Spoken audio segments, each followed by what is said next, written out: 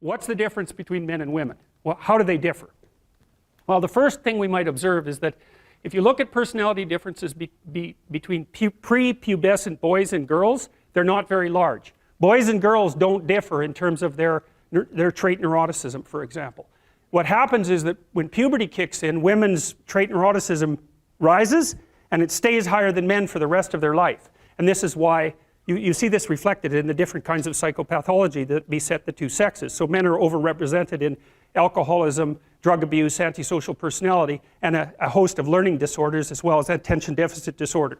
And women are overrepresented in depression and anxiety, primarily. That seems to be tightly associated with higher levels of trait neuroticism, because maybe it's, if you're at the 95th percentile or higher, let's say, in trait neuroticism, there isn't much difference between that and being somewhat prone to depression and anxiety.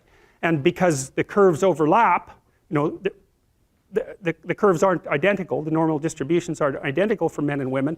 You tilt the one to the right, the women's curve to the right towards higher levels of neuroticism. You go out and you look for the person in 20 who has the highest levels of negative emotion. It's much more likely to be female than male. Okay, so let's see if we can figure out why. So I'm going to tell you some things, basic differences between men and women, and you can tell me what you think about it if you agree or disagree. Okay, first, size differential emerges between men and women at puberty, right? Because boys and girls are roughly the same size and roughly the same strength, but men get bigger at puberty when the testosterone kicks in, and more importantly, not only do they get taller and heavier, but their upper body strength is much higher. And that's a real issue for combat, because human beings punch. There's other animals that do that. Kangaroos do that too, eh? So we're not the only people that punch, but we have clubs on the ends of our arms. And so that's how we defend ourselves. And so if you have a lot of upper body strength, especially across the shoulders, and you're heavier, then you can step into the punch and it's a lot more devastating. Now, it is the case that if you look at the statistics for physical altercations in marriage, women attack their husbands more often than husbands attack their wives. Well, you think, why is that? Well, let's assume that there isn't any reason other than both people in a relationship can get upset, and the women know that if they hit their husbands, nothing's really going to happen, right? Because if you're a woman about that high and your husband is, say, my height, unless you hit me with an object or something that's sharp, the probability that you're going to do me any serious damage is pretty low. You might hurt me, but if I do the reverse and hit you, and I really hit you, then I might kill you. And so the reason, at least one of the reasons why women can be more physically aggressive in minor ways in a relationship is because everyone knows, the wife and the husband equally, that the consequence of the physical aggression is much more limited.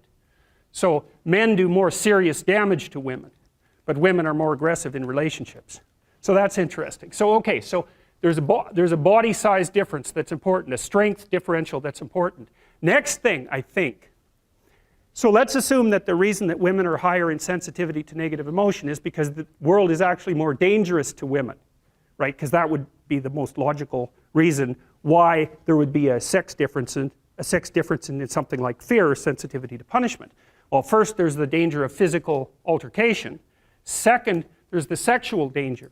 So women become sexually vulnerable at puberty.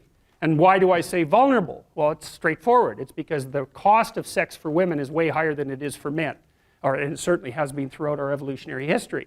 Because if a man has an unwanted sexual encounter, well, then he walks away and maybe he's persecuted by the state or prosecuted by the state for it.